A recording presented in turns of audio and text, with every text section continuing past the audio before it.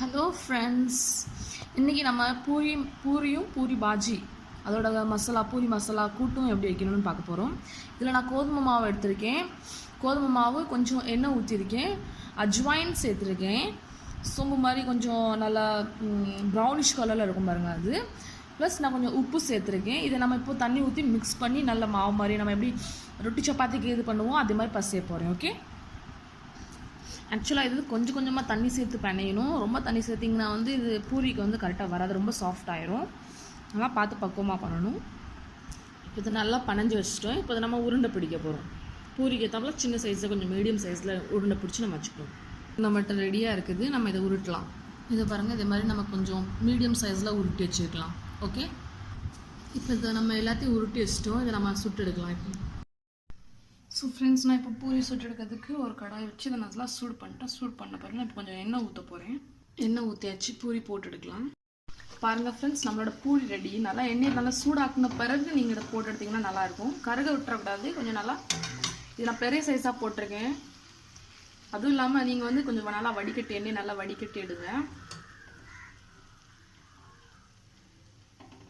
இதுக்கு மேலே கருக விட்டுறக்கூடாது. நல்லா கொஞ்சம் லைட்டாக ப்ரௌனிஷாகவும் நல்லா இதாக வந்துச்சு. இங்கே போட்டுட்டு நல்லா முறுமுறுன்னு இது மாதிரி தான் பண்ணணும். ஸோ நம்மளுக்கு ஆல்மோஸ்ட் இது ரெடி ஆகிட்டு இருக்குது. ஓகே, நம்ம பூரி இப்படி தான் செய்யணுங்கிறது கற்றுட்டோம். நெக்ஸ்ட் இதுக்கு பூரி பாஜி எப்படி பண்ணணும்னு பார்க்கலாம்.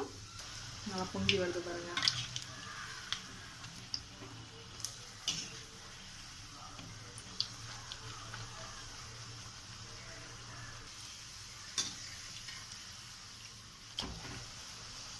அப்படி நல்லா முறுமுறுன்னு வருது பாருங்க. நம்மளுக்கு பூரி ரெடி ஆயிடுச்சுங்க. இப்போ நம்மளோட பூரியை ஃபுல்லாக ரெடி பண்ணிட்டோம். இப்போ நீங்கள் பார்க்கலாம் எல்லோரும் என்னோட ஃபுல் டிஷ் இது நிறைஞ்சு சட்டி நிறைஞ்சிருக்குது. ஸோ நெக்ஸ்ட் இதில் என்னென்னா நான் இதை ஃபுல் கோதுமை மாவு வச்சு பண்ணியிருக்கேன். சிலங்க மைதா வச்சு பண்ணுவாங்க, இன்னும் நல்லா சாஃப்டாக முறுமுறுன்னு வரதுக்கு, இல்லை ரவை கூட யூஸ் பண்ணுவாங்க. நான் வெறும் கோதுமை மாவு வச்சே பண்ணியிருக்கேன். வேறு இந்த இது நான் பாருங்கன்னா இப்போதைக்கு ஆல்மோஸ்ட் ஃபுல் எனக்கு ரெடியாகி என் பூரி இப்போ சர்வ் பண்ண ரெடியாக இருக்குது. ஸோ ஃப்ரெண்ட்ஸ், இப்போ நம்ம பூரி பாஜி, அதாவது பூரியோட மசாலா, பூரிக்கு நம்ம சென்னை கூட்டு பண்ணலாம், உள்ள கூட்டு எப்படி அழகாக பண்ணலாம் அப்படிங்கிறத பார்க்க போகிறோம். இப்போ ஸ்டவ் ஆன் பண்ணி லோ ஃப்ளேமில் வச்சு அந்த சட்டியை வச்சுருக்கேன். இப்போ இதை லைட்டாக சூடான உடனே கொஞ்சம் எண்ணெய் சேர்க்க போகிறேன். இப்போ இதில் கொஞ்சமாக எண்ணெய் சேர்த்துருக்கேன். இப்போ கடுகு, அடுத்து கொஞ்சம் சீரகம் சேர்க்குறேன். அடுத்து கொஞ்சம் கடலைப்பருப்பு சேர்க்குறேன். அடுத்து கொஞ்சம் கருவேப்பிலை சேர்த்துருக்கேன். அடுத்து 2 காஞ்ச மிளகாய் சேர்க்குறேன். இப்போ இதை நல்லா கிளறி விடலாம். நான் லோ ஃப்ளேமில் வச்சுருக்கேன்.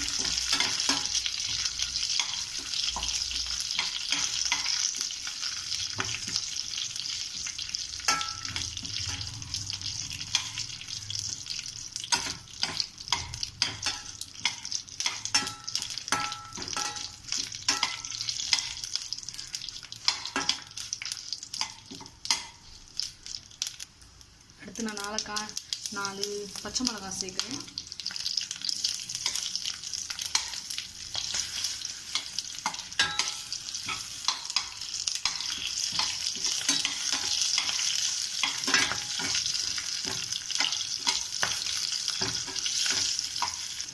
அடுத்து கொஞ்சம் மஞ்சள் தூள் சேர்க்குறேன். இதையும் நல்லா கிண்டி விட்டுக்கலாம். அடுத்து நான் கொஞ்சம் போல ஜிஞ்சர் பேஸ்ட் சேர்க்குறேன்.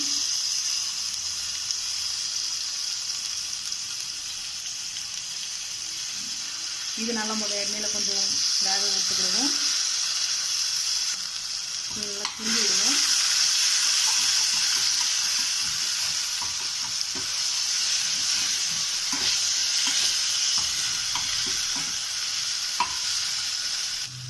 அடுத்து நான் ஆனியன்ஸ் சேர்க்குறேன், வெங்காயம். இதே நல்லா கிண்டி விடுவோம். ஒரு ஜிஞ்சர் பேஸ்ட் நடுவில் பிடிக்க வாய்ப்பு இருக்கிறதுனால அதை நல்லா கிண்டி விடுவோம். பிடிக்க வராமல் அது கூடவே நம்ம இந்த இதையும் சேர்க்க ஆரம்பிச்சிடுவோம்.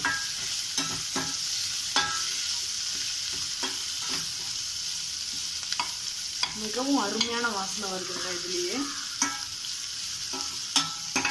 மனம் மணக்குது. நல்லா சாப்பாடு ருசி இப்போமே நல்லா பசிக்கிற மாதிரி இருக்குது.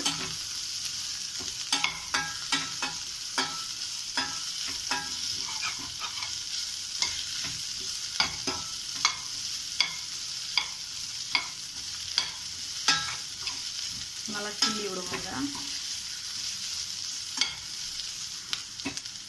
இதில் இப்போ நம்ம கொஞ்சமாக உப்பு சேர்க்குறோம். இதை நல்லா கிண்டிடுவோம் உப்பு போட்ட பிறகு.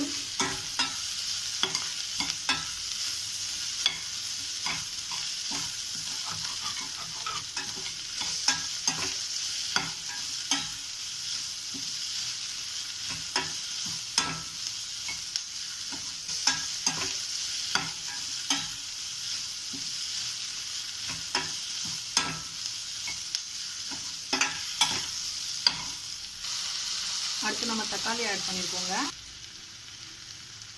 தக்காளி போட்டு நம்ம மிக்ஸ் பண்ணியாச்சு. இதில் கொஞ்சமாக நான் கொத்தமல்லி பவுடர் சேர்க்குறேங்க. கோரியாண்டர் பவுடர்,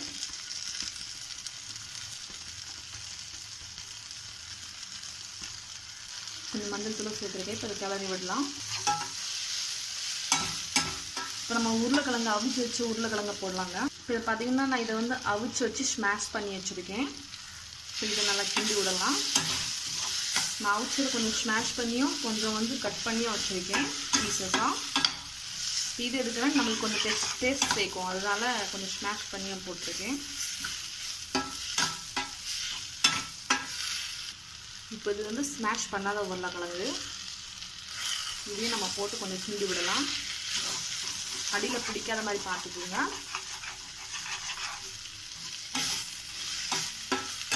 இப்போ நல்லா கிண்டி விட்டு கொஞ்சம் தண்ணி சேர்க்கலாங்க. இதில் நான் இப்போ அதில் கொஞ்சம் தண்ணி சேர்க்குறேன். இது ஆல்மோஸ்ட் ரெடிங்க.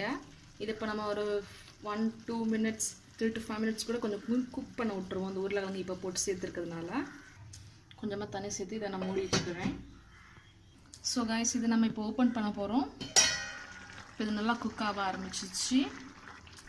இப்போ இதில் நான் கொரியண்டர் லீவ்ஸ் கொஞ்சம் ஆட் பண்ணுறேன்.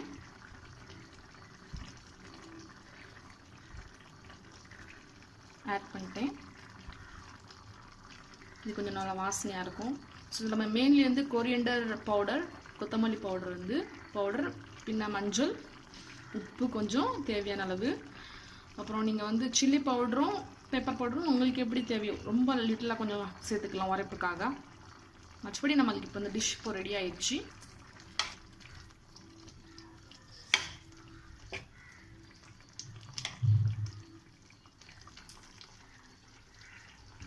நம்ம டிஷ் ரெடி.